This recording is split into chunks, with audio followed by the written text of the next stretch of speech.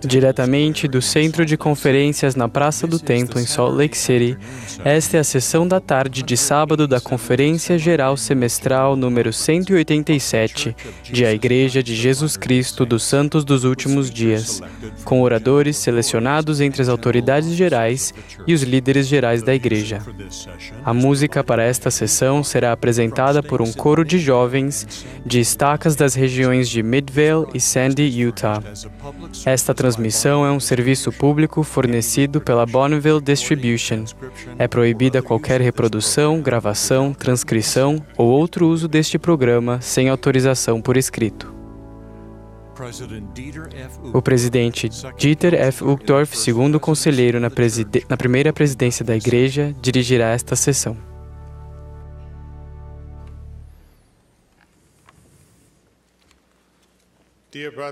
Queridos irmãos e irmãs, queridos amigos, sejam bem-vindos à sessão da tarde de sábado da Conferência Geral Semestral número 187 de A Igreja de Jesus Cristo dos Santos dos Últimos Dias. Expressamos nosso amor ao presidente Thomas S. Monson, que está assistindo à conferência em casa. Presidente Monson, nós o amamos. Estendemos nossa saudação a todos os presentes e aos que participam por meio da televisão, do rádio ou da internet. Também damos as boas-vindas aos que assistem à conferência nas sedes de estaca em várias partes do mundo, nas quais a conferência está sendo transmitida via satélite. A música para esta sessão será apresentada por um coro de jovens de estacas das regiões de Midvale e Sandy, Utah, sob a regência de Leah Tarrant, com Linda Margetts ao órgão. O coro dará início a esta reunião cantando "Vinde, ó Filhos do Senhor".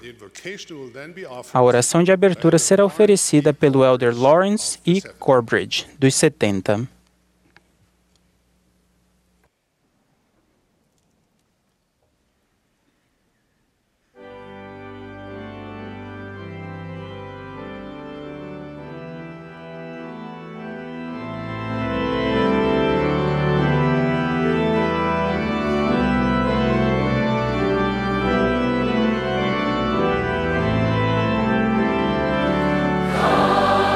Children of the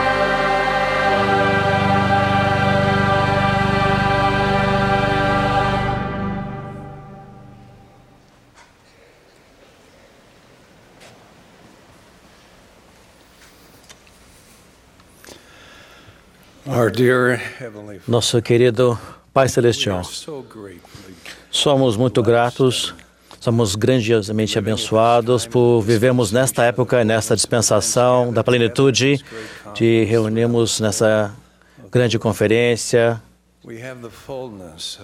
Temos a plenitude do Evangelho e temos Tua Palavra, temos as Escrituras, temos profetas vivos e pela voz de Teu Espírito. Somos especialmente gratos por Teu Filho, o Senhor Jesus Cristo. Somos gratos a Ti pela restauração, pela autoridade do sacerdócio, pelas ordenanças e os convênios e nos qualificam para estarmos à Tua presença. Somos gratos a Ti, ó Pai, pelos profetas e oramos para que, pelo nosso amor que temos por Ele, que sentimos a falta dele. O Senhor disse que se colocarmos nosso armo diante de Ti, que para tentarem parar a Ti, impedir o Senhor de derramar sobre nosso conhecimento, sobre a cabeça dos santos nos últimos dias, todos os lugares. Que essa seja a nossa bênção nesta conferência e dessa forma oramos no nome de Jesus Cristo. Amém.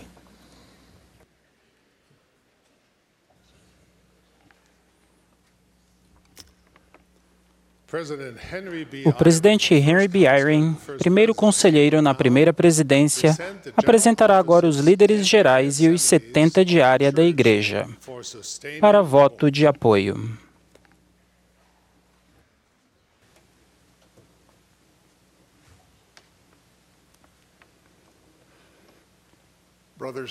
Irmãos e irmãs, apresento-lhes agora as autoridades gerais, os 70 de área e as presidências gerais das auxiliares da Igreja, para voto de apoio. É proposto que apoiemos Thomas Spencer Monson como profeta, vidente e revelador, presidente da Igreja de Jesus Cristo dos Santos dos Últimos Dias. Henry Benion Eyring, como primeiro conselheiro na primeira presidência, e Dieter Friedrich Uchtdorf, como segundo conselheiro na primeira presidência. Os que forem a favor, manifestem-se. Se houver alguém que se oponha, manifeste-se. É proposto que apoiemos Russell Marion Nelson como presidente do Quórum dos 12 Apóstolos e os seguintes como membros desse quórum: Russell M. Nelson, Dallin H. Oaks, M. Russell Ballard, Robert T. Hales, Jeffrey R. Holland, David A. Bednar, Quentin L. Cook, T. Todd Christofferson, Neil L. Anderson, Ronald A. Rasband, Gary E. Stevenson e Dale G. Resland. Os que forem a favor, manifestem-se.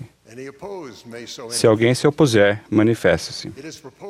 É proposto que apoiemos os conselheiros na primeira presidência e o quórum dos 12 apóstolos como profetas, videntes e reveladores. Aqueles a favor, manifestem-se. Os que se opõem, se houver alguém, pelo mesmo sinal. Os elders Donald L. Hallstrom e Richard J. Manes foram desobrigados como membros da presidência dos 70. Os que quiserem expressar gratidão a esses irmãos por seu serviço podem fazê-lo levantando a mão. É proposto que apoiemos os elders Juan A. Uceda e Patrick Kiron como membros da presidência dos 70. Os que quiserem apoiar esses irmãos em sua nova designação, por favor, manifestem-se. Quem se opuser, pode fazê-lo pelo mesmo sinal. É proposto que desobriguemos como gratidão por seu dedicado serviço prestado aos elders Stanley G. Ellis, Larry R. Lawrence e W. Craig Zwick como 70 autoridades gerais e que os designemos autoridades gerais eméritas. Os que quiserem juntar-se a nós e expressar gratidão a esses irmãos por seu excelente serviço, manifestem-se. É proposto que desobriguemos os seguintes 70 diária: Pedro U. Uduro, Deflet H. Adler, Angel H. Alarcon, Windsor Balderrama, Christopher Charles, Robert M. Call, Jeannie R. Chidester, Ralph L. Dusnop, Angel A. Duarte, Peter F. Evans, Canfrisco D. N. Granja, Yuri A. Gushin, Clifford D. Robertson, Anfioc Ud Union, Luiz M. Leal, Alejandro Lopes, L. Jean Claude Mabaia, Declan O. Madu, Alexander T. Mestre, Jared O. Ocampo, Andrew M. O'Riordan, Jesus A. Ortiz, Abenir A. Pajaro, Siu Pong, Robert C. Ring, Jorge Luiz Romeu, Jorge L. Saldivar, Chiro Smile, Alan Spanaus, Moroni B. Torgan, Stephen L. Toronto, Ricardo Valadares. Os que quiserem se juntar a nós e expressar gratidão por seu excelente serviço, manifestem-se. É proposto que apoiemos Torben Endberg como 70 diária. Todos que forem a favor, manifestem-se. Os que se opuserem, se houver, manifestem-se. É proposto que apoiemos as demais autoridades gerais, os 70 diária e a Presidência Geral dos Auxiliares como atualmente constituído. Todos os que forem a favor, manifestem-se. Os que se opuserem, se houver alguém, pelo mesmo sinal. Os que se opuserem a quaisquer dos nomes propostos devem entrar em contato com seu presidente de estaca. Irmãos e irmãs, somos gratos por sua fé e por suas orações contínuas em favor dos líderes da Igreja.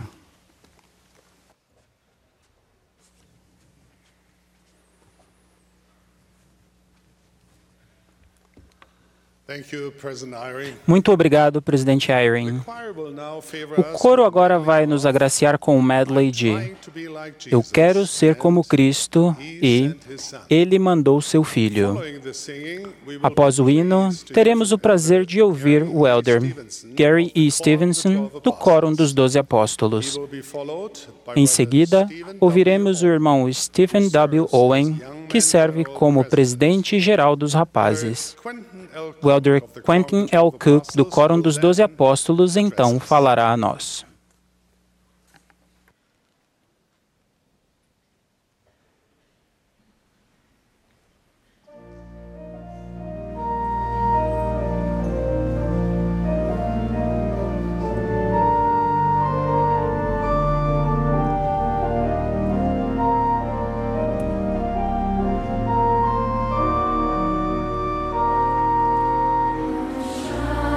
To be like Jesus.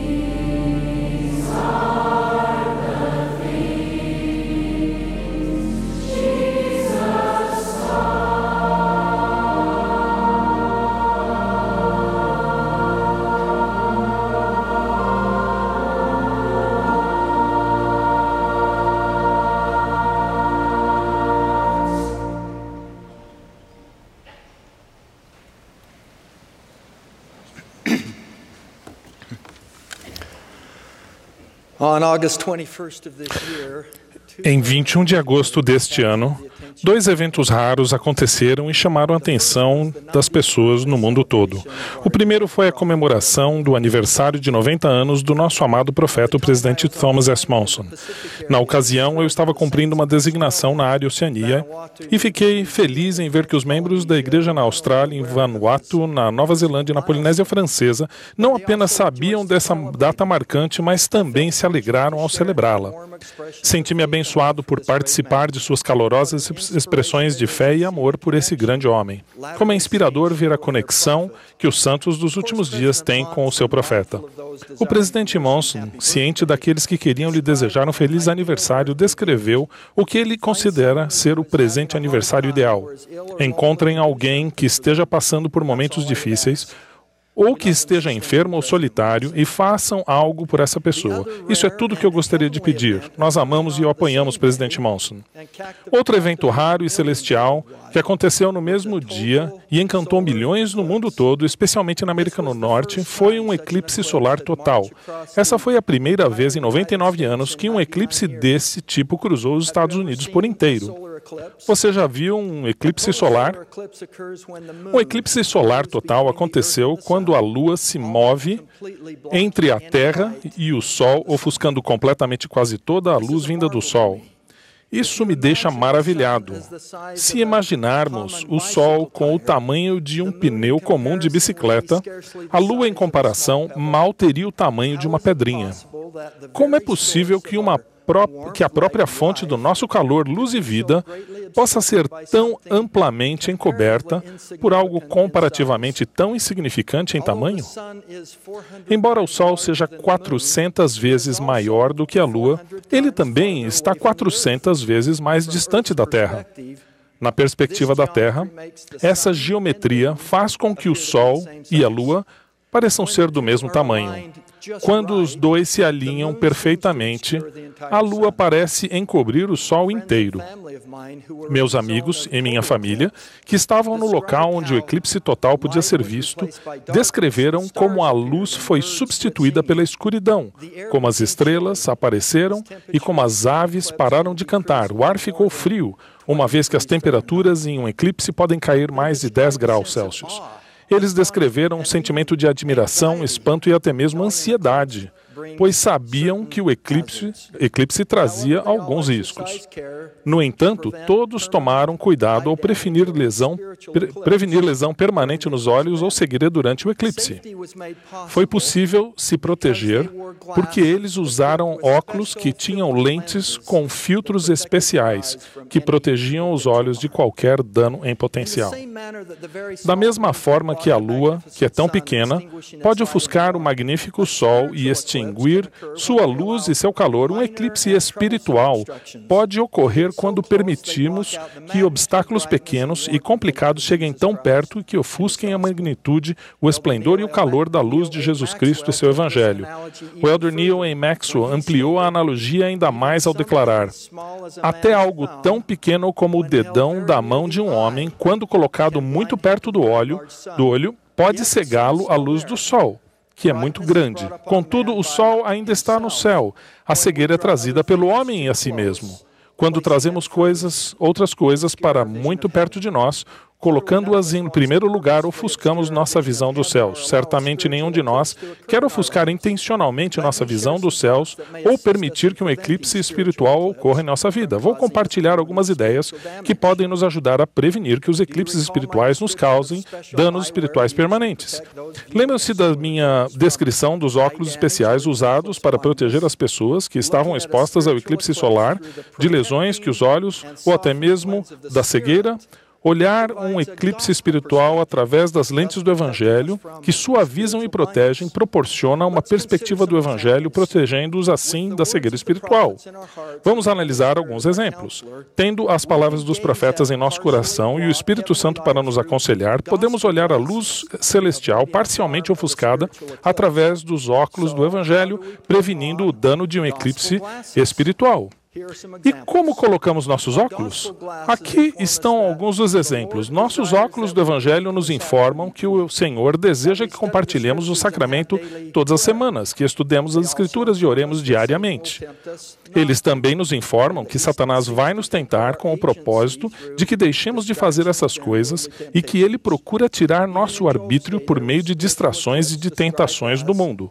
Até mesmo na época de Jó, havia eclipse espiritual, como descrito nesta escritura. Eles de dia encontram as trevas e ao meio-dia andam como de noite as apalpadelas. Irmãos e irmãs, quando falo a respeito de ver por meio dos óculos do Evangelho, não estou sugerindo que nós não reconheçamos ou discutamos os desafios que enfrentamos ou que andemos alegremente sem saber das armadilhas e dos males que o inimigo coloca diante de nós. Não estou falando de usarmos tapa-olhos, mas justamente o contrário. Estou sugerindo que vejamos os desafios através das lentes do Evangelho. Perspectiva é a capacidade de ver todas as informações pertinentes em um relacionamento significativo. A perspectiva do Evangelho expande nossa visão a uma visualização eterna completa. Quando colocam os óculos do Evangelho, vocês encontram perspectiva, foco e visão ampliados na maneira como pensam em suas prioridades, seus problemas, suas tentações e até em seus erros. Vocês verão uma luz mais brilhante, a qual não conseguiam enxergar sem os óculos. Ironicamente, não são apenas as coisas negativas que podem causar um eclipse espiritual. Com frequência, atividades muitas vezes admiráveis ou positivas podem ser trazidas para tão perto de nós a ponto de ofuscar a luz do Evangelho ou trazer escuridão. Esses perigos e distrações podem incluir educação e prosperidade, poder e influência, ambição e até mesmo talentos e dons. O presidente Uchtdorf ensinou que qualquer virtude levada ao extremo pode tornar-se um vício.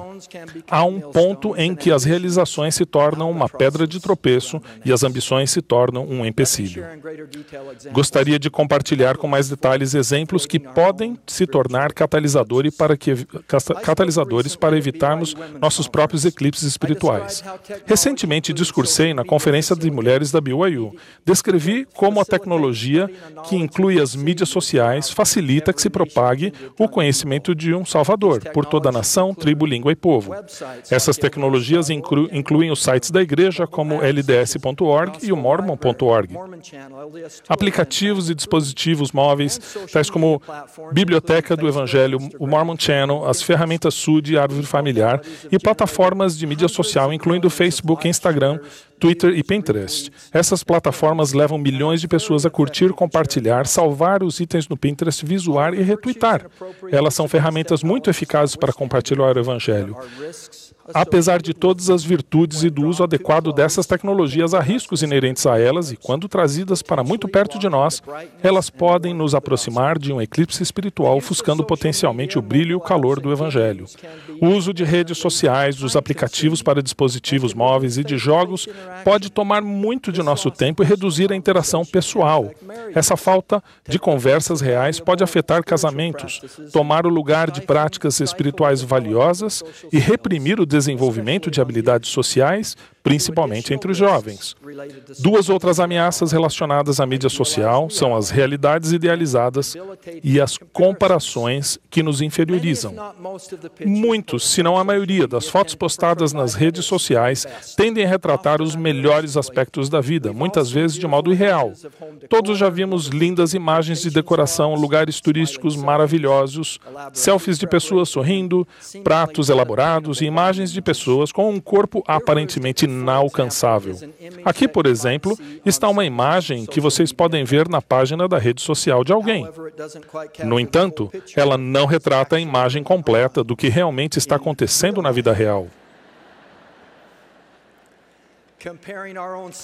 Comparar nossa própria existência aparentemente comum com a vida bem editada e perfeitamente moldada de outras pessoas, como representada nas redes sociais, pode fazer com que tenhamos sentimentos de desânimo, inveja e até frustração.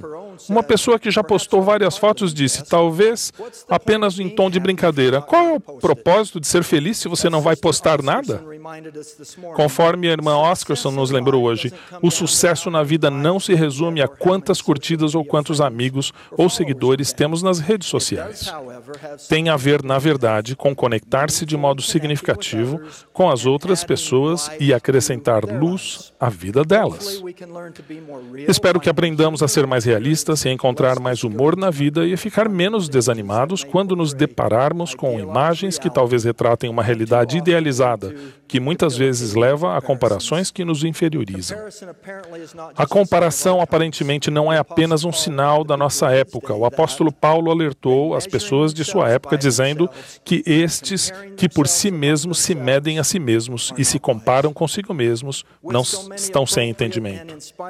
Com tantas maneiras adequadas e inspiradas de se utilizar a tecnologia, que possamos utilizá-la para ensinar, inspirar, elevar e incentivar as pessoas a se tornarem melhores, em vez de retratar nossa identidade virtual idealizada.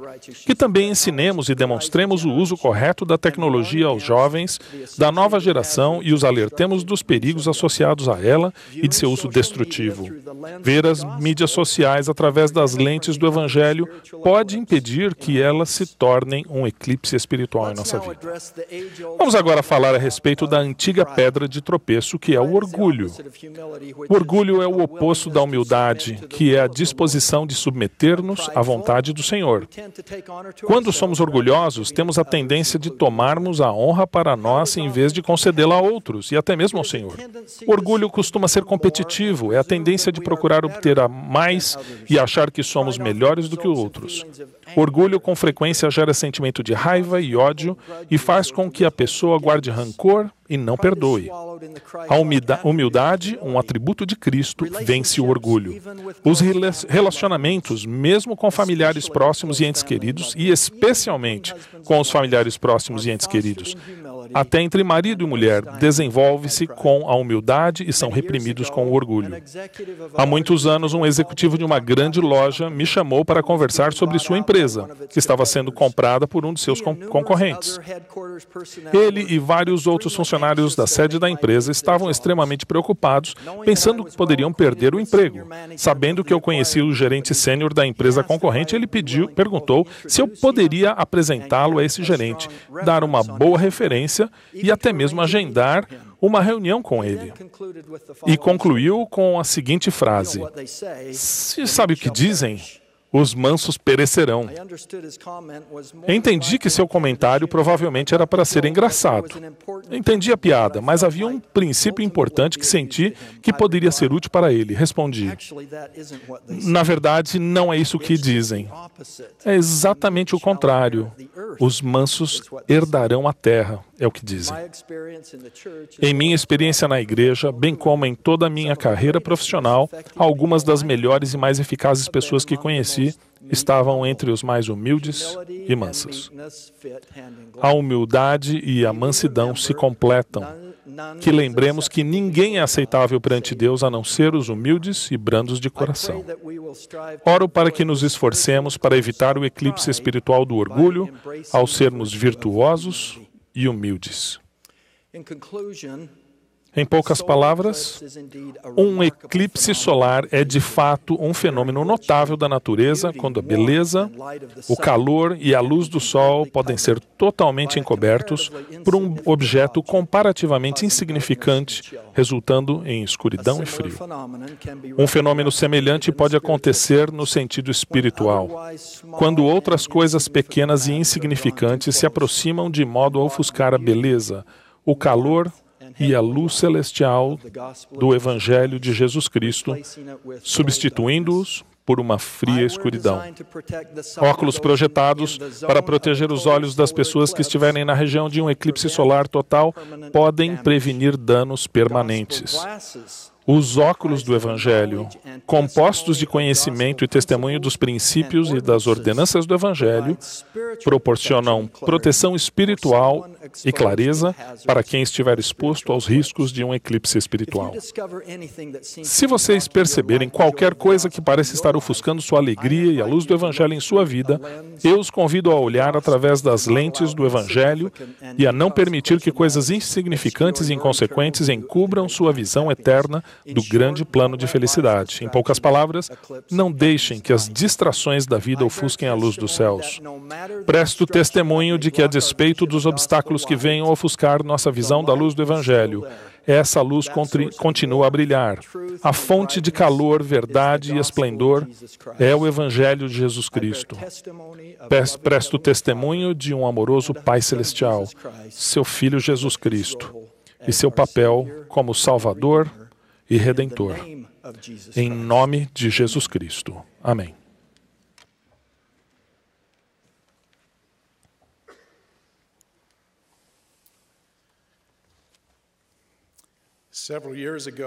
Há vários anos, o presidente Gordon B. Hinckley foi a um jogo de futebol universitário. Ele estava lá para anunciar que o estádio receberia o nome do estimado técnico do time, que iria se aposentar. A equipe queria desesperadamente ganhar o jogo para honrar seu treinador. No intervalo, o presidente Hinckley foi convidado a visitar o vestiário e incentivar os jogadores. Inspirado pelas palavras dele, o time ganhou o jogo.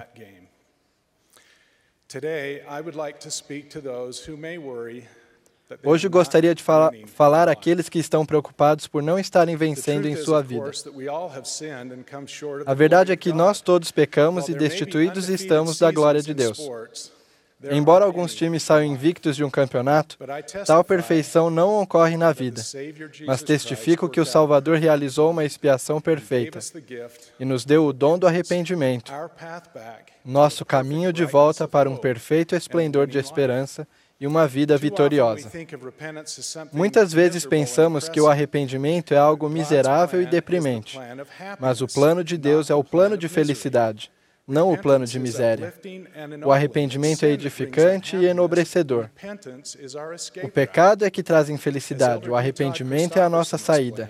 O elder D. Todd Christofferson explicou: sem arrependimento não há progresso verdadeiro e a vida das pessoas não melhora.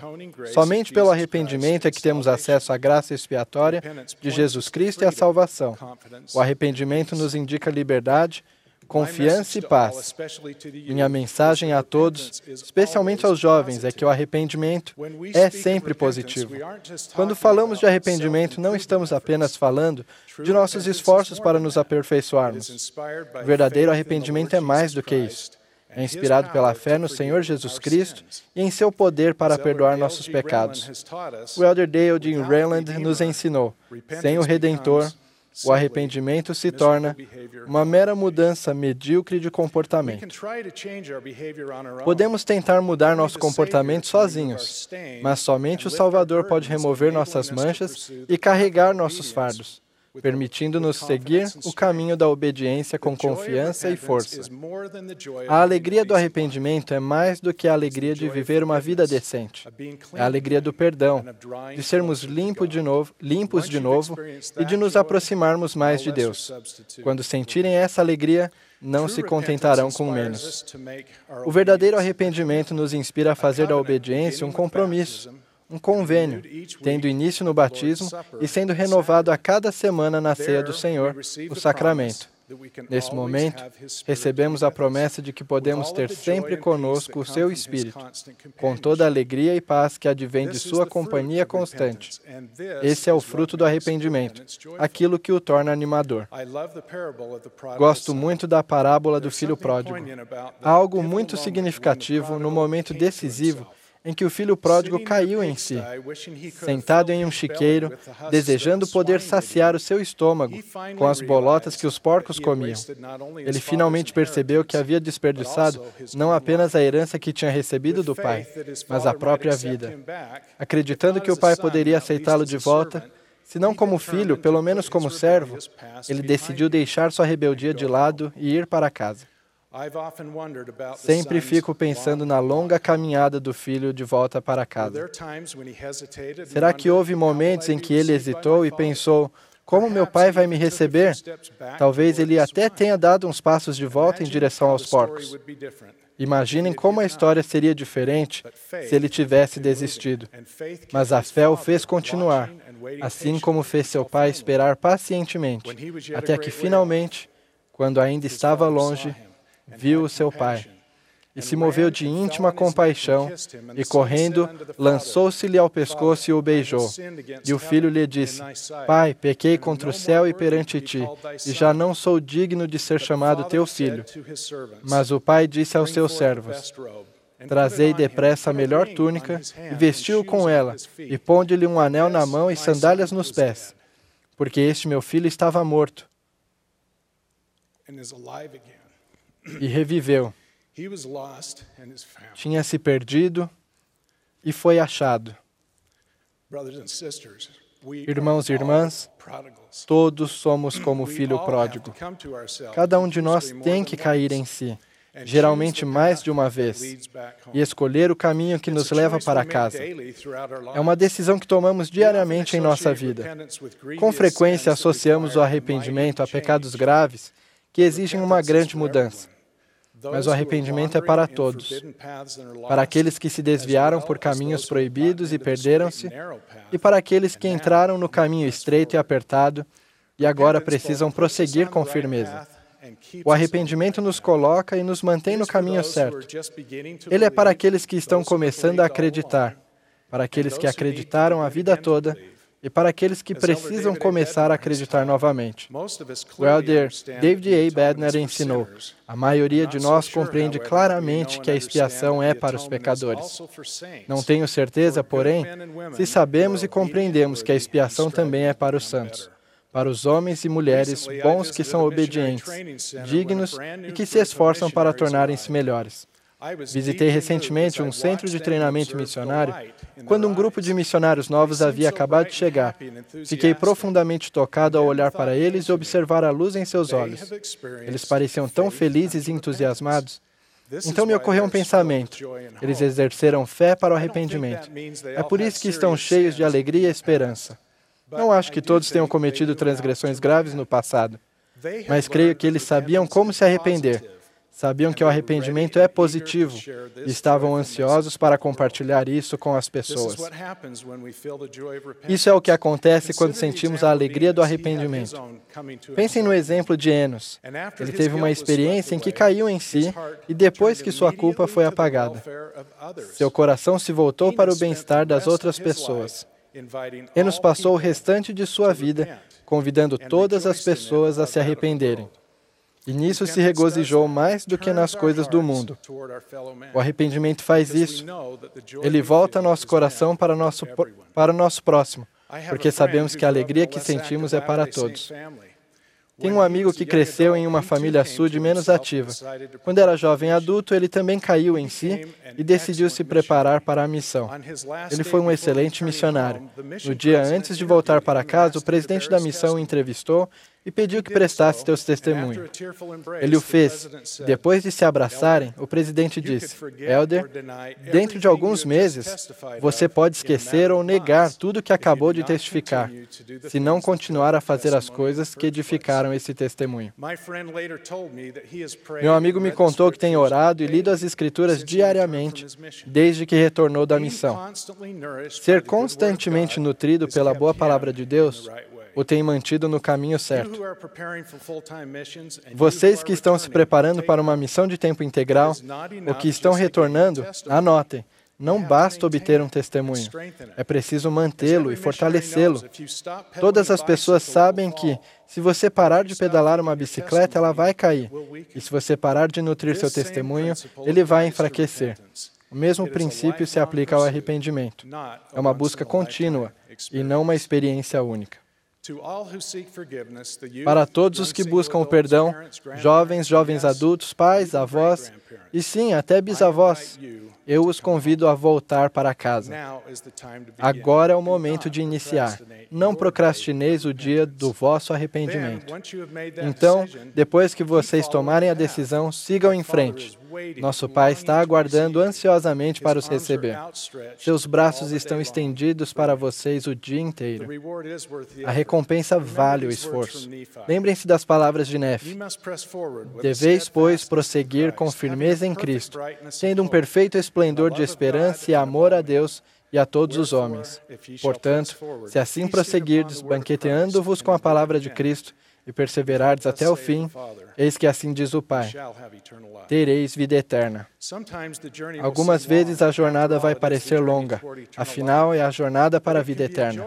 Mas pode ser uma jornada feliz se seguirmos com fé em Jesus Cristo e esperança em sua expiação. Testifico que no momento em que começamos o processo do arrependimento, convidamos o poder redentor do Salvador para a nossa vida. Esse poder vai nos ajudar a ficar firmes, expandir nossa visão e aprofundar nossa determinação de continuar, passo a passo, até aquele dia glorioso em que finalmente retornaremos ao nosso lar celestial e ouviremos nosso Pai Celestial dizer, bem está, em nome de Jesus Cristo. Amém.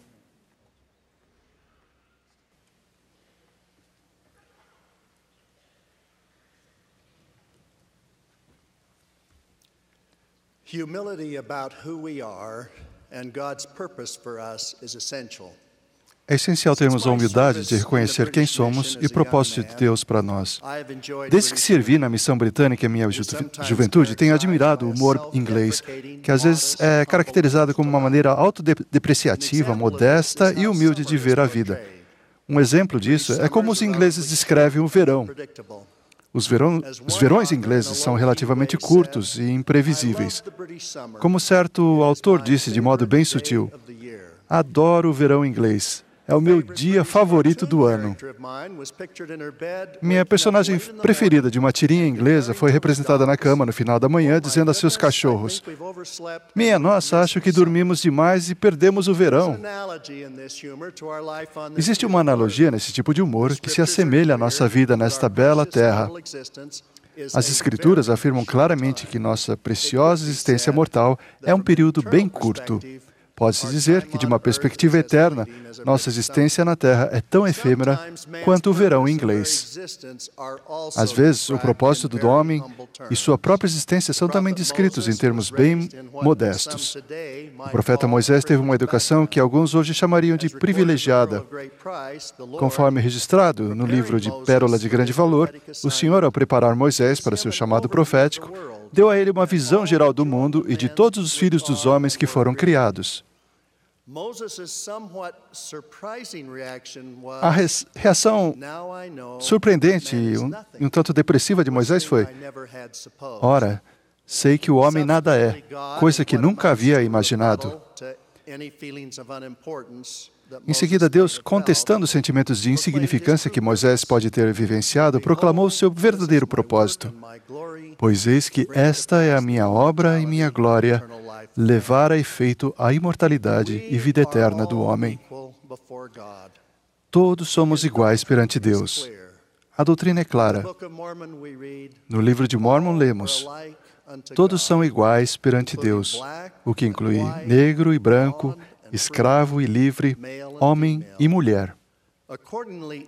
Portanto, todos somos convidados a nos achegarmos ao Senhor.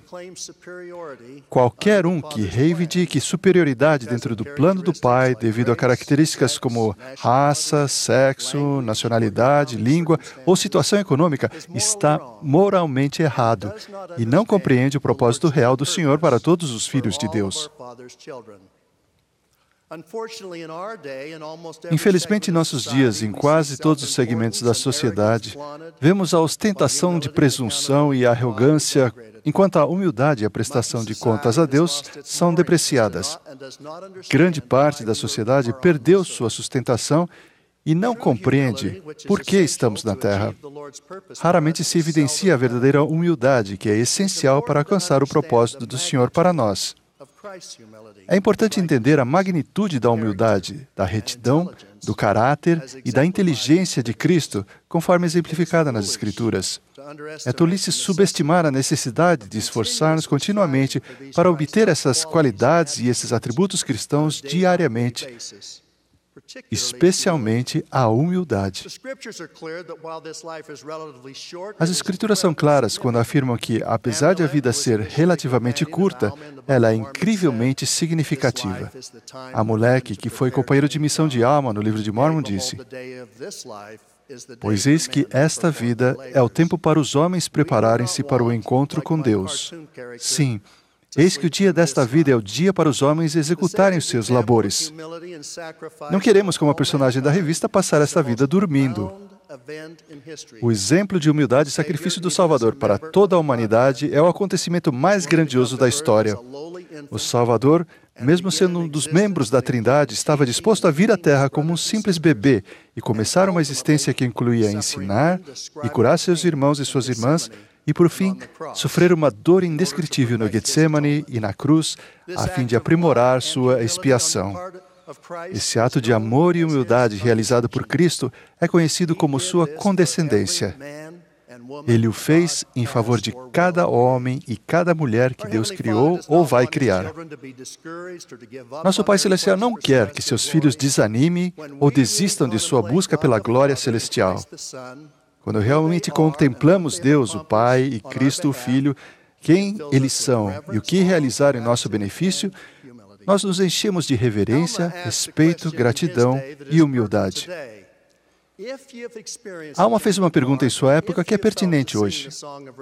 Se haveis experimentado uma mudança no coração, se haveis sentido o desejo de cantar o cântico do amor que redime, eu perguntaria: podeis agora sentir isso? E Alma continuou: poderíeis dizer, se fosseis chamados pela morte neste momento, que haveis sido suficientemente humildes? Sempre que leio sobre Alma, o filho, renunciando a seu cargo como chefe de Estado para pregar a palavra de Deus, fico impressionado. Alma, sem dúvida, tinha um profundo testemunho de Deus, o Pai, de Jesus Cristo, e sentia-se responsável por prestar contas a eles de modo completo e sem reservas. Ele tinha a humildade e as prioridades necessárias para renunciar a seus status e a sua posição, porque entendia que servir ao Senhor era mais importante. Termos a humildade suficiente em nossa vida para estabelecer a igreja é uma coisa de especial valor. Um exemplo da história da igreja é esclarecedor. Em junho de 1837, o profeta Joseph Smith foi inspirado no templo de Kirtland a chamar o apóstolo Heber C. Kimball para pregar o Evangelho de Jesus Cristo na Inglaterra e abrir as portas da salvação a essa nação. O apóstolo Orson Hyde e alguns outros foram designados para acompanhá-lo. A resposta do elder Kimball foi notável. Só de pensar nessa missão, senti que era mais do que eu podia suportar. Eu estava a ponto de sucumbir ao fardo que havia sido colocado sobre mim. No entanto, ele aceitou a missão com fé, comprometimento e humildade inquestionáveis. Às vezes, ser humilde é aceitar chamados quando não nos sentimos adequados. Às vezes, ser humilde é servir fielmente quando sentimos que somos capazes de receber um chamado de maior responsabilidade. Líderes humildes têm mostrado, por meio de palavras e pelo exemplo, que não importa onde servimos, mas como servimos fielmente. Às vezes, ser humilde é vencer o sentimento de injustiça quando achamos que líderes ou outros membros nos maltrataram. No dia 23 de julho de 1837, o profeta Joseph Smith reuniu-se com Thomas B. Marsh, presidente do Quórum dos 12 Apóstolos. O elder Marsh estava aparentemente frustrado porque o profeta havia chamado 2 membros do quórum para ir à Inglaterra sem consultá-lo. Quando Joseph se encontrou com o elder Marsh, todos os sentimentos de ofensa foram colocados de lado e o profeta recebeu uma revelação extraordinária. Ela se encontra agora na seção 112 de Doutrina e Convênios. Fornece uma excepcional orientação dos céus com respeito à humildade e ao trabalho missionário. O versículo 10 diz: "Sê humilde, e o Senhor teu Deus te conduzirá pela mão e te dará resposta às tuas orações." Essa revelação foi dada exatamente no mesmo dia em que os elders Kimball, Hyde e John Goodson, cheios de humildade, estavam declarando a restauração do Evangelho de Jesus Cristo na Capela Vauxhall, em Preston, Inglaterra. Aquela foi a primeira vez nessa dispensação que missionários proclamaram o Evangelho restaurado fora da América do Norte. Os esforços missionários deles resultaram no batismo quase imediato de conversos e um grande número de membros fiéis. As partes seguintes da revelação guiam o trabalho missionário em nossos dias. Elas dizem, em parte, Todos os que enviares em meu nome terão poder para abrir a porta de meu reino a toda nação, caso eles se humilhem perante mim e obedeçam a minha palavra e deem ouvidos à voz do meu Espírito. A humildade, que foi uma parte essencial desse incrível trabalho missionário, permitiu que o Senhor estabelecesse sua igreja de modo extraordinário. Felizmente, continuamos a ver isso na igreja hoje. Os membros, inclusive os da nova geração, doam seu tempo, adiando o estudo e deixando o emprego para servir missão. Muitos membros mais velhos deixam o emprego e fazem outros sacrifícios a fim de servir a Deus em qualquer chamado que recebem. Não permitimos que questões pessoais nos distraiam ou nos impeçam de cumprirmos seus propósitos. Servir na igreja requer humildade. Servimos com humildade de todo o coração, mente e força, conforme somos chamados. Em qualquer chamado da igreja, é importante entender o atributo cristão da humildade. O objetivo de honrarmos ao Senhor e nos submetermos à vontade dEle não é valorizado na sociedade atual como já foi no passado. Alguns líderes cristãos de outras religiões creem que vivemos em um mundo pós-cristão. Durante gerações, a virtude judaico-cristã da humildade e a virtude cívica da modéstia foram o padrão predominante. No mundo de hoje, existe uma maior ênfase no orgulho, na autovalorização e na chamada autenticidade, que por vezes leva à falta de humildade verdadeira. Alguns sugerem que, atualmente, os valores morais que levam à felicidade são: seja verdadeiro, seja forte, seja produtivo e, mais importante ainda, não confie nos outros, porque seu destino está em suas próprias mãos. As Escrituras defendem uma abordagem diferente. Elas sugerem que devemos ser discípulos verdadeiros de Jesus Cristo, o que envolve estabelecer um forte sentimento de responsabilidade por prestar contas a Deus e uma abordagem humilde em relação à vida. O rei Benjamim ensinou que o homem natural é inimigo de Deus e que precisamos nos submeter ao influxo do Espírito Santo. Ele explicou, entre outras coisas, que isso requer que cada um de nós seja submisso, manso, humilde, paciente e cheio de amor. Alguns usam a palavra autêntico erroneamente, como uma celebração do homem natural e das qualidades que são o oposto da humildade, bondade, misericórdia, perdão e civilidade. Podemos celebrar nossa singularidade como filhos de Deus sem usarmos a autenticidade como desculpa para um comportamento não cristão. Em nossa busca pela humildade, a internet cria desafios para evitarmos o orgulho. Dois exemplos são a abordagem autoindulgente de chamar a atenção para si ou o ataque veemente a outras pessoas nas redes sociais. Outro exemplo é a falsa modéstia. Define-se a falsa modéstia como uma declaração ou fotografia aparentemente modesta ou autodepreciativa, cujo propósito real seja chamar a atenção para algo do qual alguém se orgulha. Os profetas sempre nos advertiram sobre o orgulho e a ênfase às coisas vãs do mundo. A deterioração generalizada do discurso civil também é uma preocupação. O princípio eterno do arbítrio requer que respeitemos muitas escolhas com as quais não concordamos. O conflito e a contenda frequentemente quebram as barreiras da decência. Precisamos de mais sabedoria e humildade. Há um alerta quanto a nos incharmos com o orgulho de nosso coração ao supormos que somos melhores que os outros, perseguindo os humildes que seguem a santa ordem de Deus. Tenho encontrado uma bondade genuína entre pessoas de todas as crenças, pessoas que são humildes e que se sentem responsáveis por prestar contas a Deus. Muitas delas seguem os ensinamentos do profeta Miqueias, do Velho Testamento, que declarou: "O que o Senhor pede de ti, senão que pratiques a justiça e ames a benevolência e andes humildemente com o teu Deus." Quando somos verdadeiramente humildes, oramos por perdão e perdoamos os outros. Conforme lemos em Mosias, Alma ensinou que sempre que nos arrependermos, o Senhor perdoará as nossas ofensas. Por outro lado, conforme indicado no Pai Nosso, quando não perdoamos quem nos ofende, nos colocamos sob condenação. Graças à expiação de Jesus Cristo, nossos pecados são perdoados por meio do arrependimento. Quando não perdoamos aqueles que nos ofendem, estamos, na verdade, rejeitando a expiação do Salvador.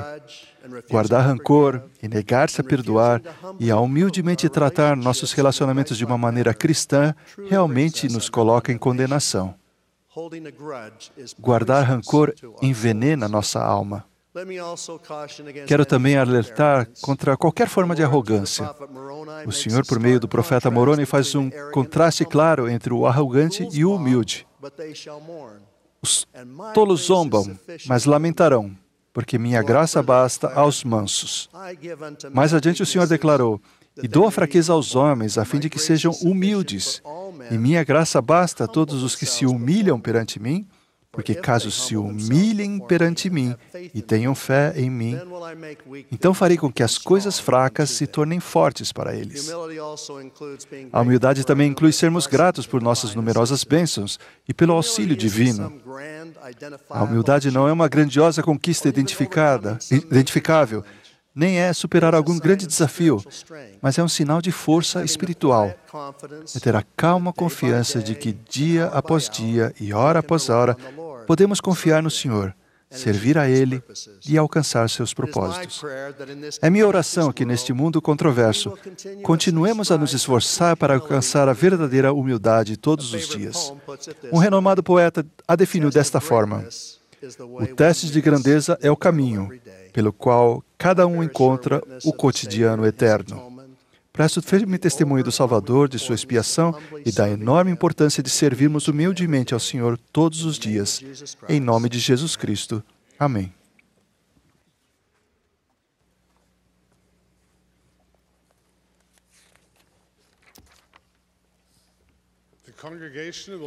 O coro e a congregação agora cantarão juntos: Minha alma hoje tem a luz. Após o hino, teremos o prazer de ouvir o Elder Ronald A. Rasband do Quórum dos 12 Apóstolos. Em seguida, ouviremos o Elder O. Vincent Halleck dos 70.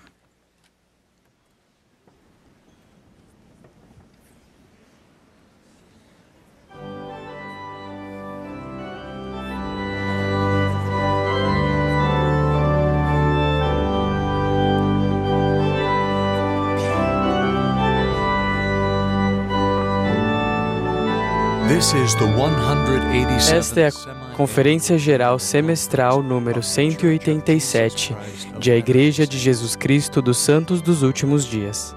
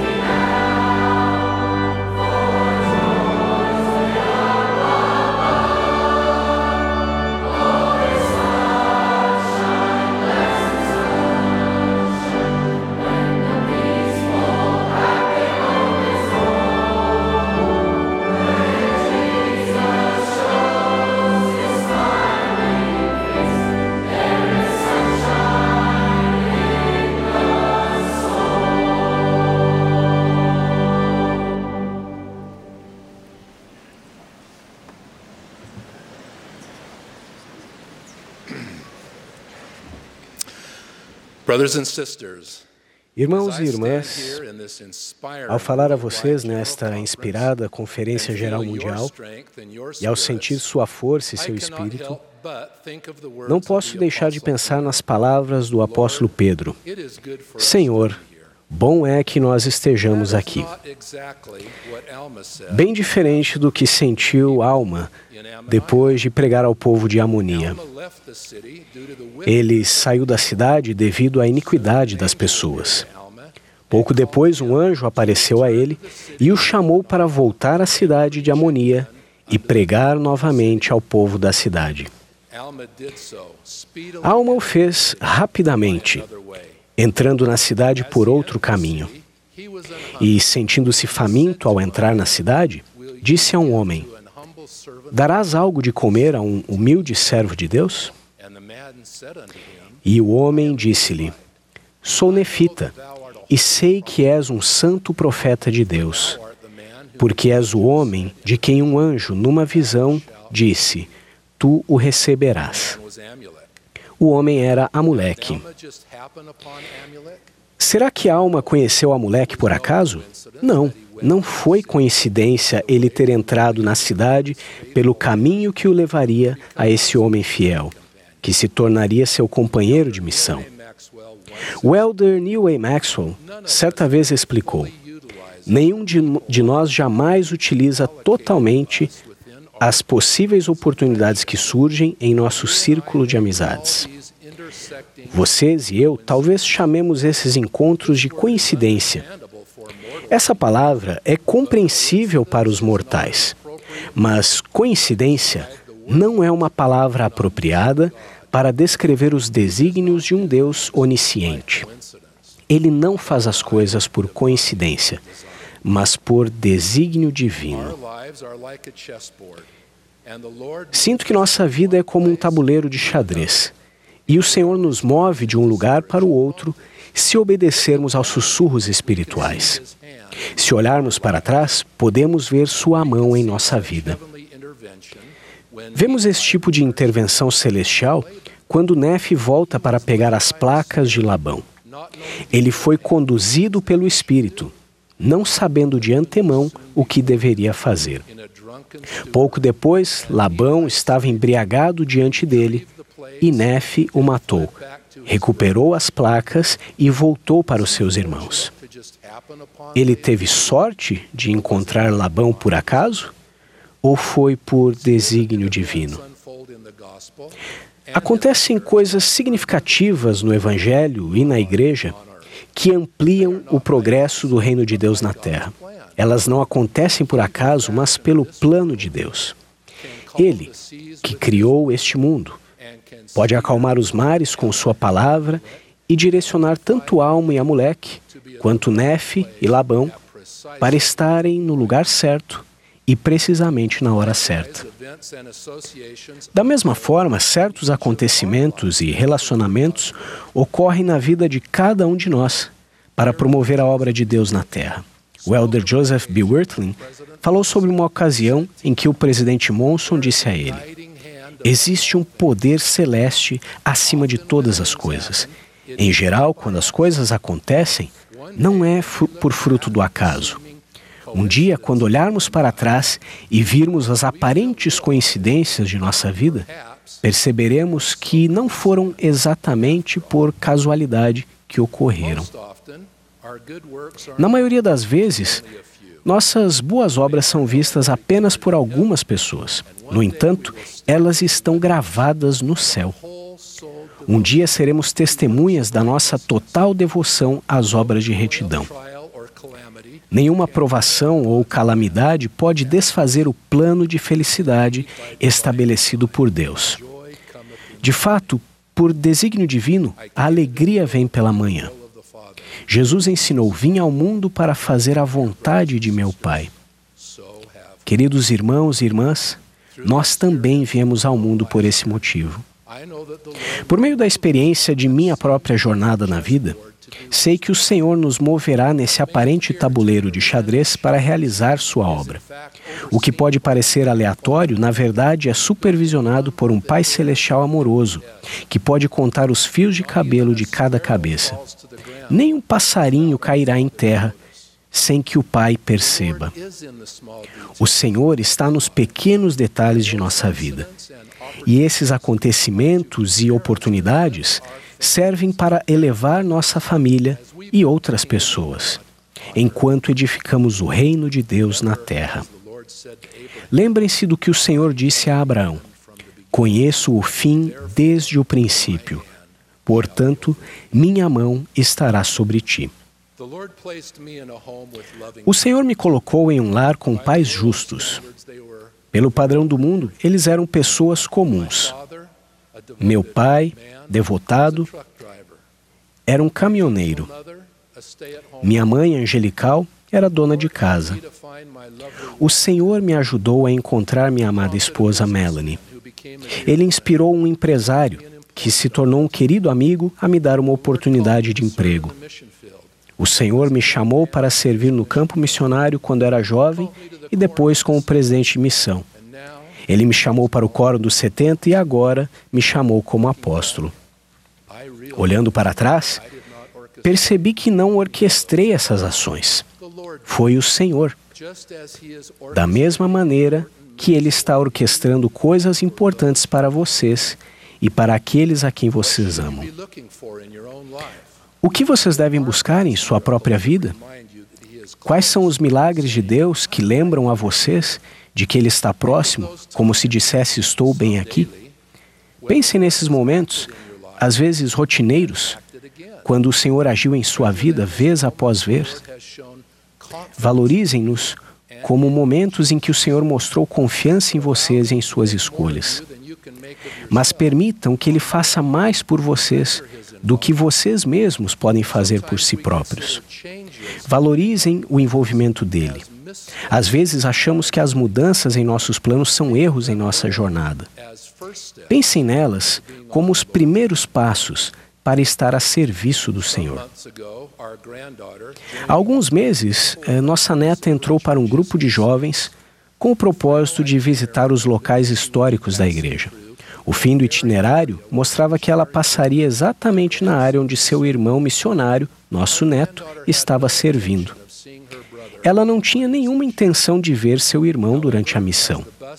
No entanto, quando o ônibus entrou na cidade onde ele estava servindo, ela viu 2 missionários andando na rua, um dos quais era seu irmão.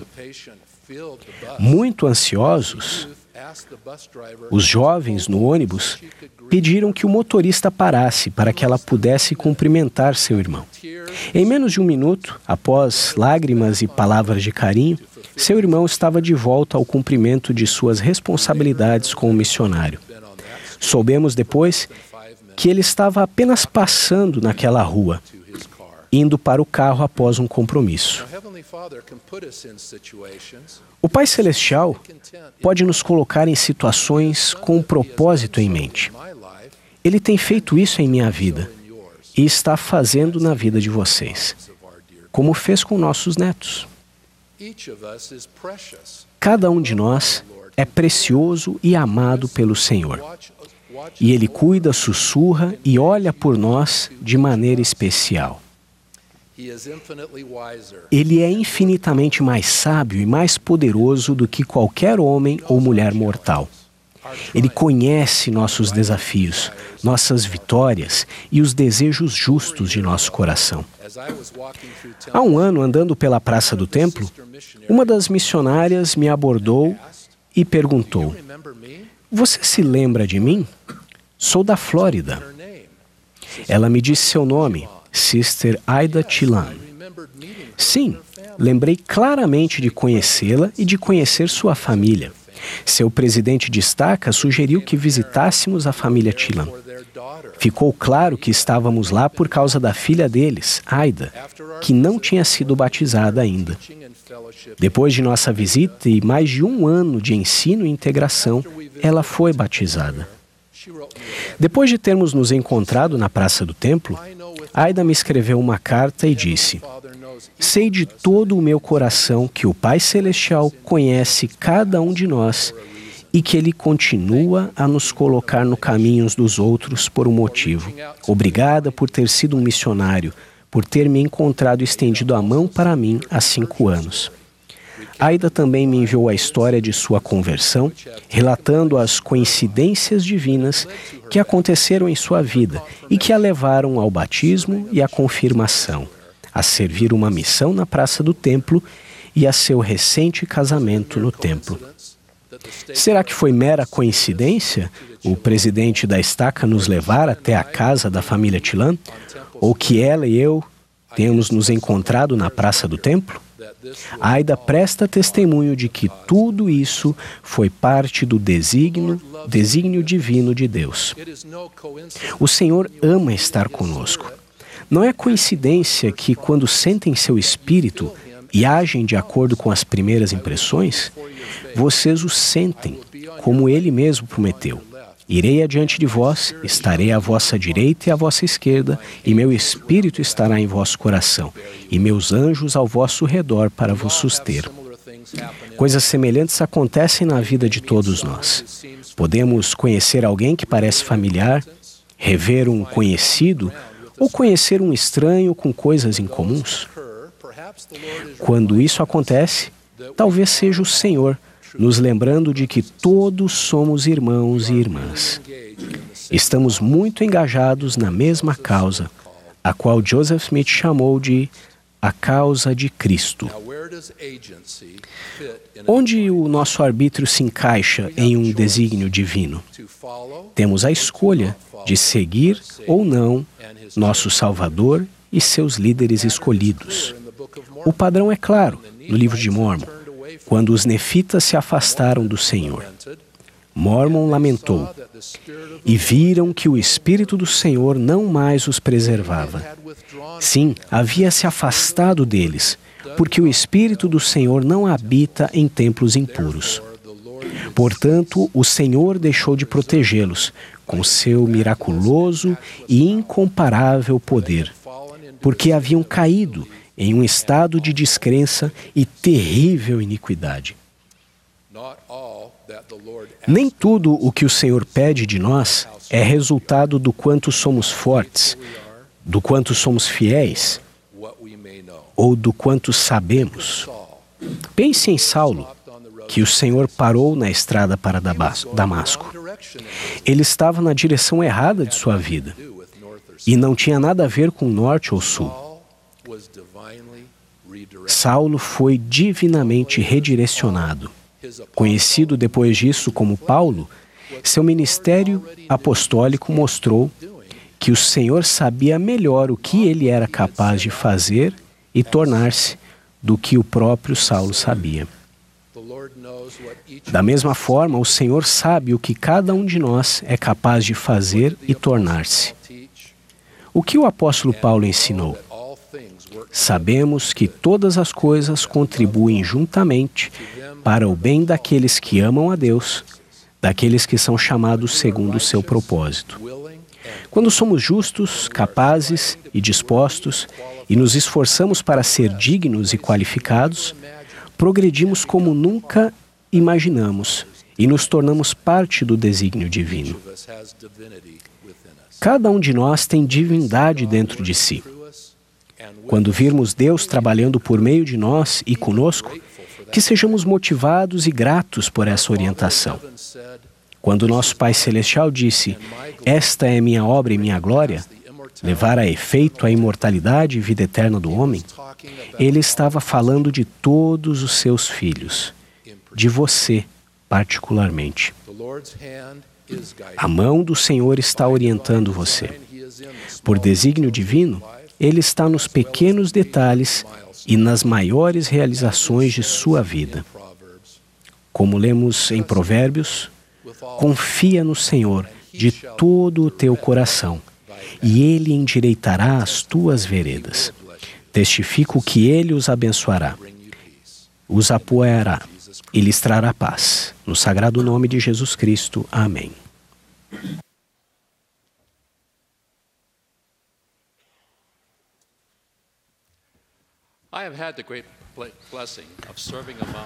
Tive a bênção de servir com os membros da região do Pacífico durante boa parte da minha vida.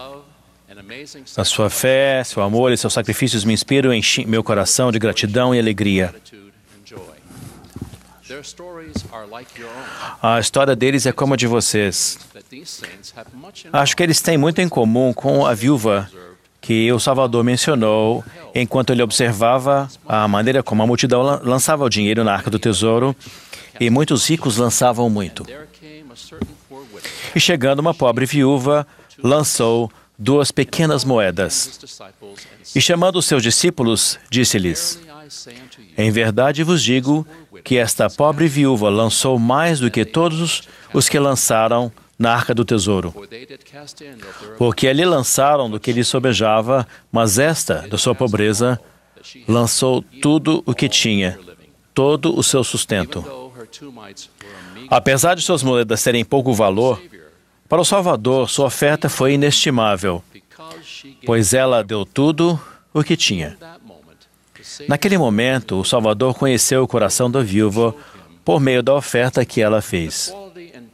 O teor e o tamanho de seu amor e de sua fé eram tais que ela doou sabendo que em sua pobreza o Senhor a socorreria. Vi esse mesmo coração no coração dos membros da região do Pacífico. Há pouco tempo, em uma aldeia da região, um casal aceitou o convite dos missionários para perguntar ao Senhor, com sinceridade, se aquilo que estavam aprendendo era verdadeiro.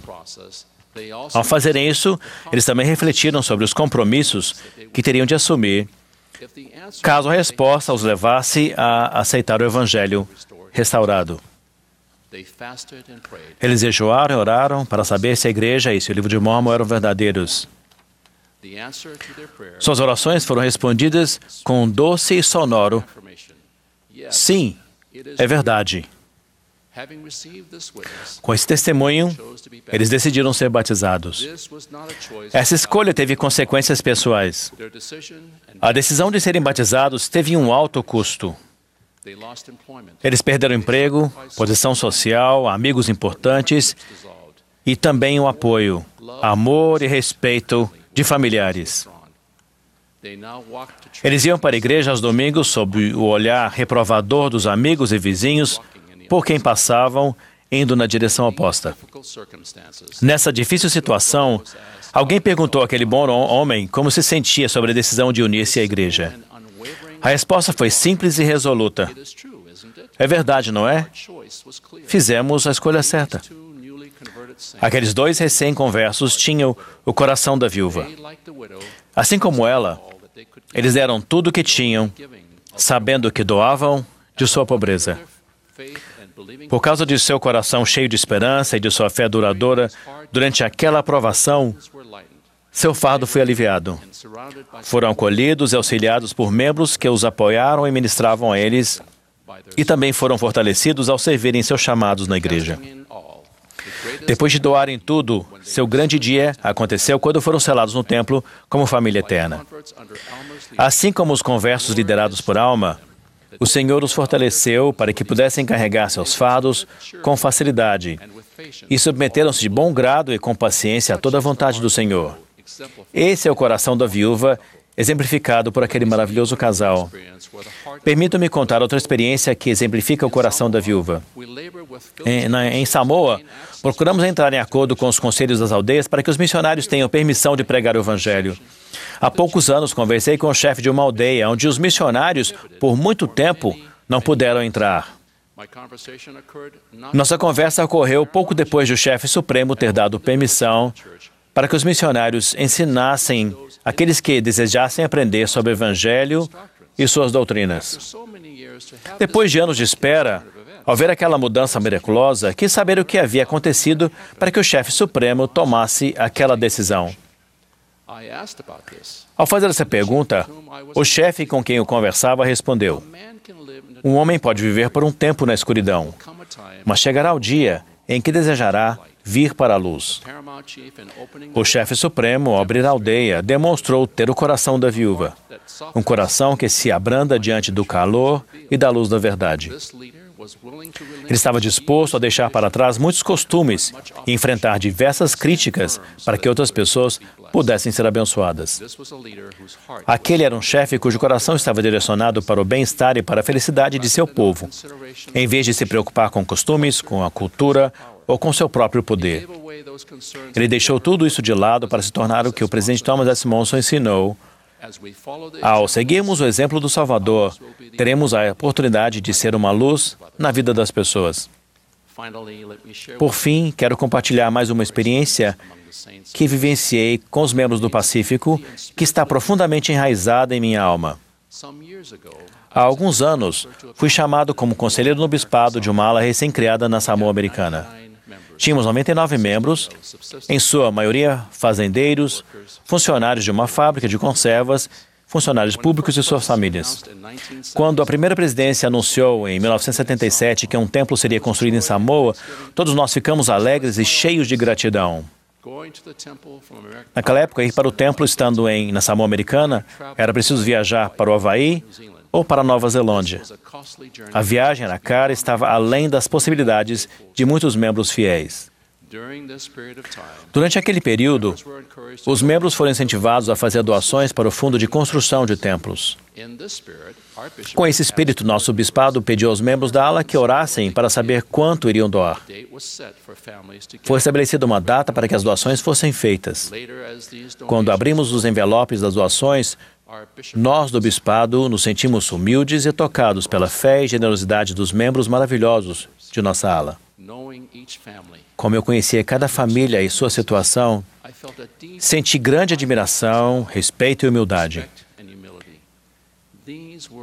Em todos os aspectos, aquelas eram moedas da viúva, espontaneamente tiradas de sua pobreza e doadas com alegria para a construção de um templo do Senhor em Samoa.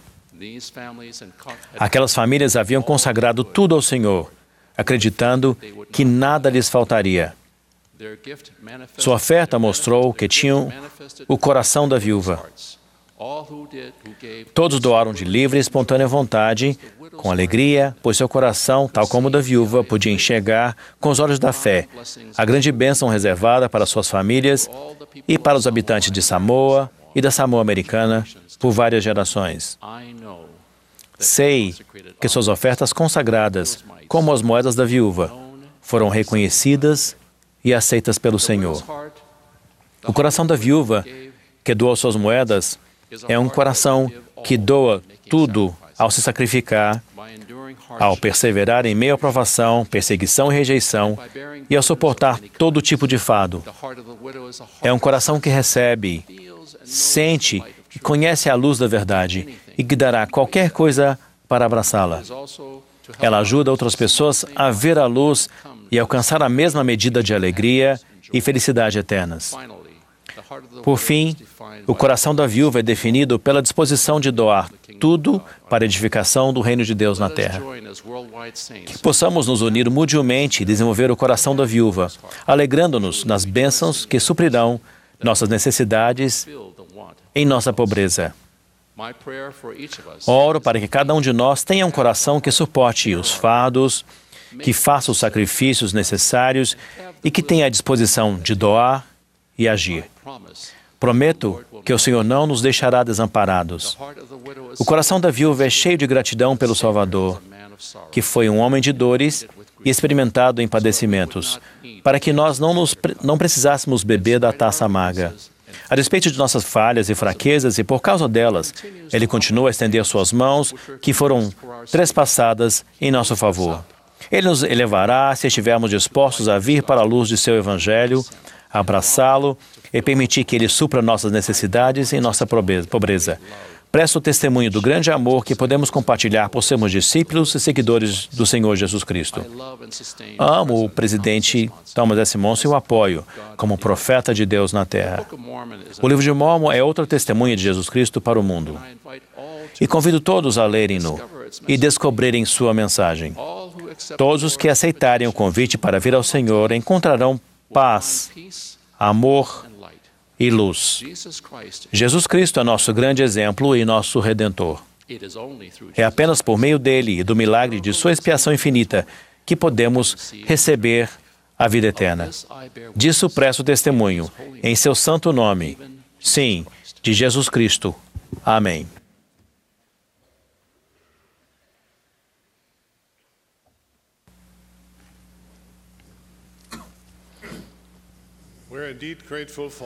Somos gratos a todos os que falaram a nós nesta tarde e pela bela música apresentada pelo coro de jovens. Lembramos aos irmãos que a sessão geral do sacerdócio terá início no Centro de Conferências esta noite, às 21 horas, horário de Brasília. A transmissão do Programa Nacional do Coro do Tabernáculo Mórmon acontecerá amanhã, das 12h30 às 13 horas, horário de Brasília. A sessão da manhã de domingo da conferência terá início logo após o programa. O último orador desta sessão será o presidente Russell M. Nelson, presidente do Quórum dos 12 Apóstolos. Após suas palavras, o coro encerrará a reunião cantando A Deus, Senhor e Rei. A oração de encerramento será oferecida pelo elder Alan F. Packer, dos 70.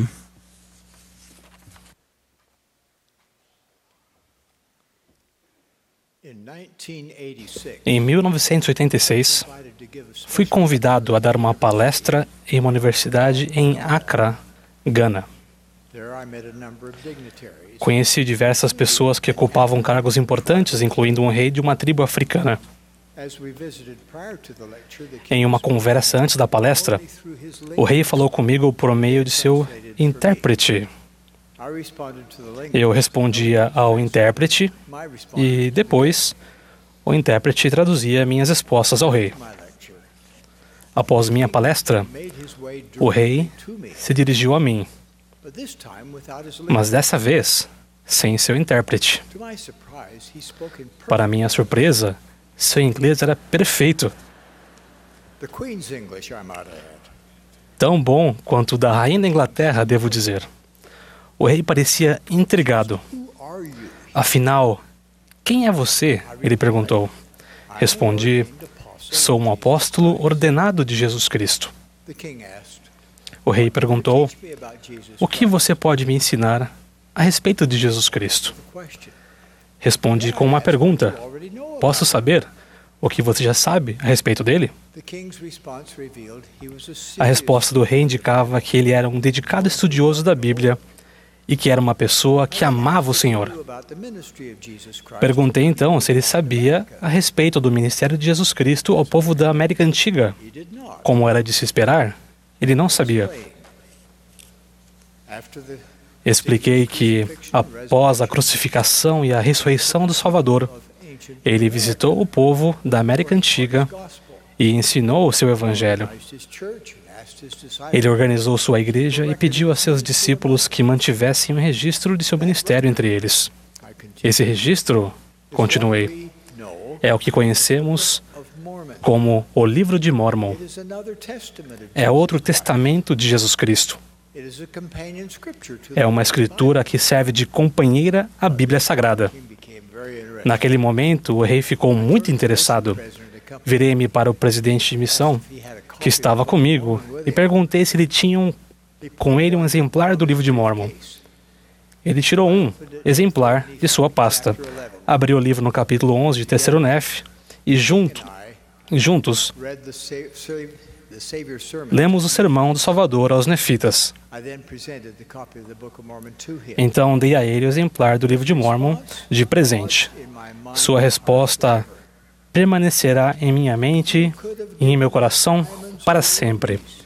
Você poderia ter me dado diamantes ou rubis, mas nada é mais precioso para mim do que esse conhecimento adicional a respeito do Senhor Jesus Cristo. Depois de vivenciar o poder das palavras do Salvador em Terceiro Nef, o rei disse, se eu me converter e me filiar à igreja, trarei toda a minha tribo comigo. Ó rei, respondi, não é assim que funciona. A conversão é uma questão individual. O Salvador ministrou aos nefitas individualmente. Cada pessoa recebe um testemunho do Evangelho de Jesus Cristo. Meus irmãos e irmãs, quão precioso é o livro de Mórmon para vocês. Se lhes oferecessem diamantes, rubis ou o livro de Mórmon, o que vocês escolheriam? Falando honestamente, qual delas tem mais valor para vocês? Na sessão da manhã de domingo da Conferência Geral de Abril de 2017, o presidente Thomas S. Monson implorou que cada um de nós estudasse em espírito de oração e ponderasse o livro de Mórmon todos os dias. Muitas pessoas atenderam à súplica de nosso profeta. Gostaria de mencionar que nem eu, nem Riley, de 8 anos de idade, sabíamos que estavam tirando uma foto nossa. Percebam que Riley está lendo seu livro de Mórmon com auxílio de um marcador de livros com as palavras "Sou um filho de Deus". Algo especial acontece quando o filho de Deus procura conhecer mais a respeito dele e de seu filho amado. Em nenhum outro lugar, essas verdades são ensinadas de forma mais clara e poderosa do que no livro de Mórmon. Desde o desafio do presidente Monson há 6 meses, tenho procurado seguir seu conselho. Entre outras coisas, fiz uma lista mencionando o que o livro de Mórmon é, o que ele afirma, o que ele contesta, o que ele cumpre, o que ele esclarece e o que ele revela. Olhar para o livro de Mórmon sob essa perspectiva foi um exercício esclarecedor e inspirador. Recomendo que cada um de vocês faça o mesmo. Durante esses 6 meses, também convidei vários grupos, incluindo meus irmãos do Quórum dos 12 Apóstolos, missionários no Chile e presidentes de missão e suas respectivas esposas na Argentina, a refletir sobre 3 perguntas relacionadas, as quais os exorto a pensar a respeito hoje. Primeira, como seria a sua vida sem o livro de Mórmon? Segunda, o que vocês não saberiam? E terceira, o que vocês não teriam? Respostas cheias de entusiasmo que vieram de seu coração foram compartilhadas por esses grupos. Eis apenas alguns de seus comentários. Sem o livro de Mórmon, eu estaria confuso com ensinamentos e opiniões conflitantes a respeito de diversas coisas. Estaria exatamente como eu estava antes de conhecer a igreja, quando buscava conhecimento, fé e esperança. Outra pessoa disse, não saberia a respeito do papel que o Espírito Santo pode exercer em minha vida. Outro comentário, eu não seria capaz de entender de forma clara meu propósito aqui na Terra. Outra pessoa disse, eu não saberia que há progresso contínuo depois desta vida. Graças ao livro de Mórmon, sei que realmente há vida após a morte. Esse é nosso principal objetivo e estamos nos esforçando para alcançá-lo. Esse último comentário me fez refletir sobre minha vida décadas atrás, quando eu era um jovem cirurgião. Uma das difíceis responsabilidades de um cirurgião é ocasionalmente informar a família quando um ente querido falece. Em um hospital onde eu trabalhava, uma sala especial foi construída com paredes acolchoadas, onde os membros da família poderiam receber notícias como essa.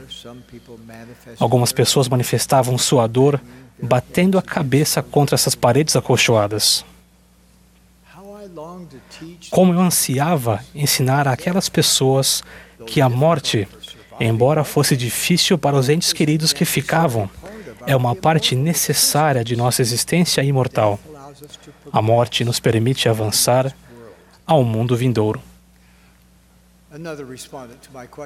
Outra pessoa respondeu, eu não tinha vida até ler o livro de Mórmon. Apesar de orar e de frequentar minha igreja durante toda a minha vida, o livro de Mórmon me ajudou a realmente me comunicar com o Pai Celestial pela primeira vez.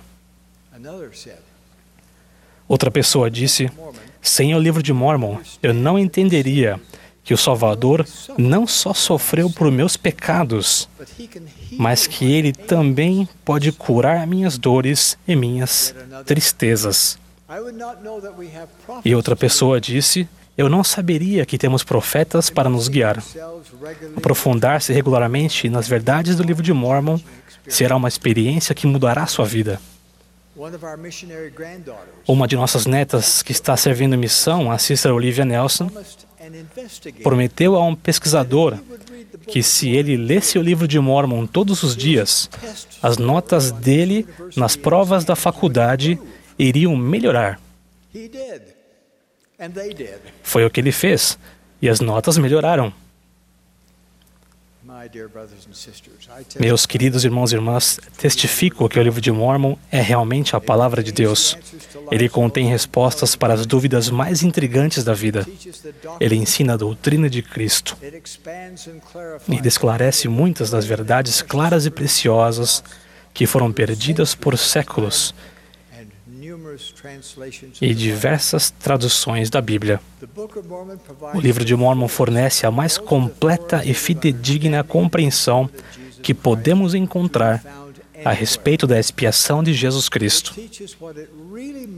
Ele ensina o que realmente significa nascer de novo. Com o livro de Mórmon aprendemos a respeito da coligação da Israel dispersa. Sabemos a razão de estarmos aqui na Terra. Essas e outras verdades são ensinadas de forma mais poderosa e persuasiva no livro de Mórmon do que em qualquer outro livro. O poder do Evangelho de Jesus Cristo em sua totalidade está contido no livro de Mórmon.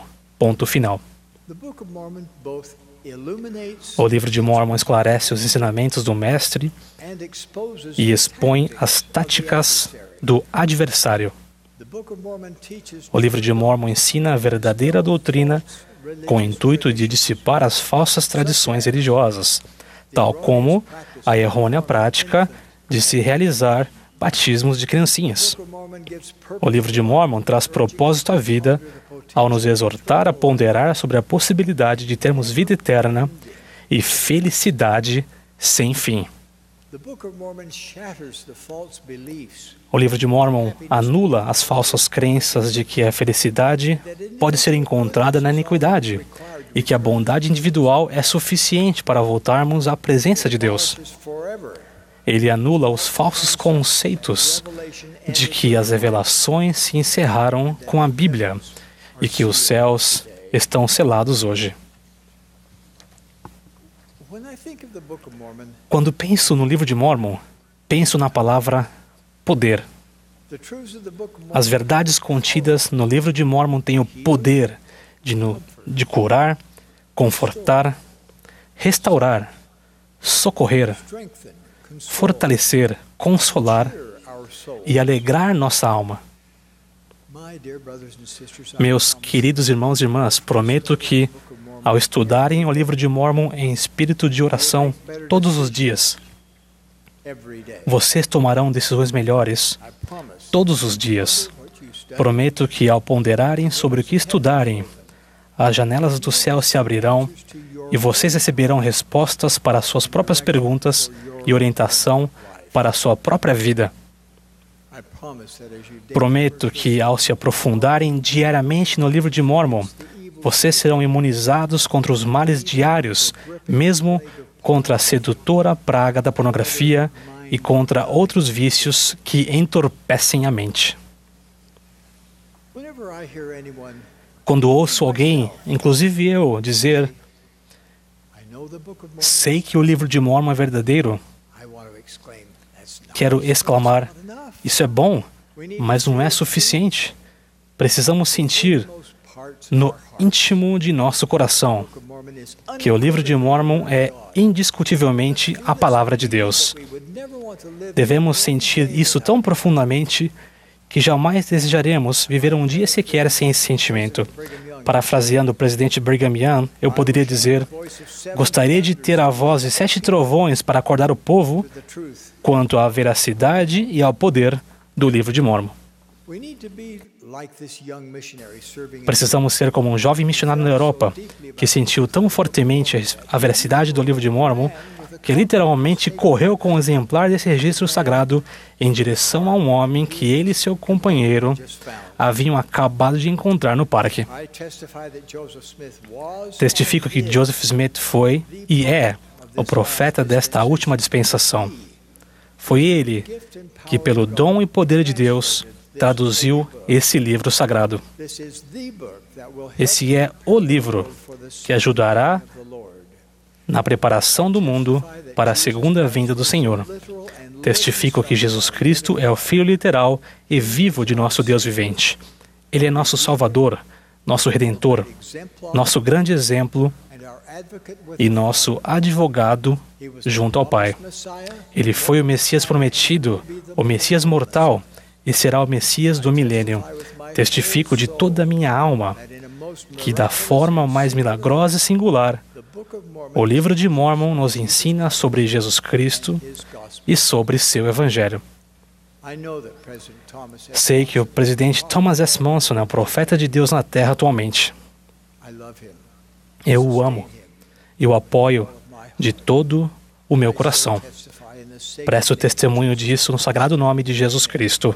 Amém.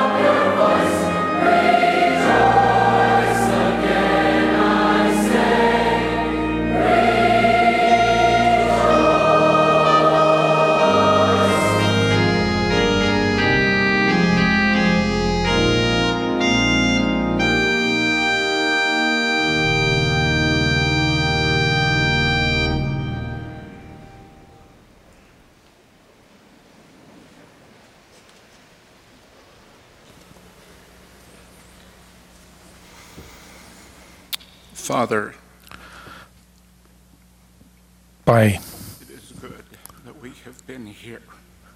Tão bom que estivéssemos aqui. Damos graças pelo que ouvimos, pelo tempo, esforço e preparação, pelas mensagens que nos foram dadas. Oramos para que possamos entender e aplicar. Oramos pelo nosso presidente Monson, que ele seja abençoado e fortalecido e continue a nos dirigir.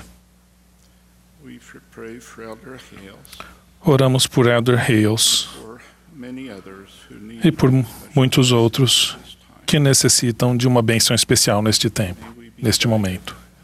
Que sejamos guiados ao continuar a servir-te e levar a tua obra avante. No nome do Senhor Jesus Cristo. Amém.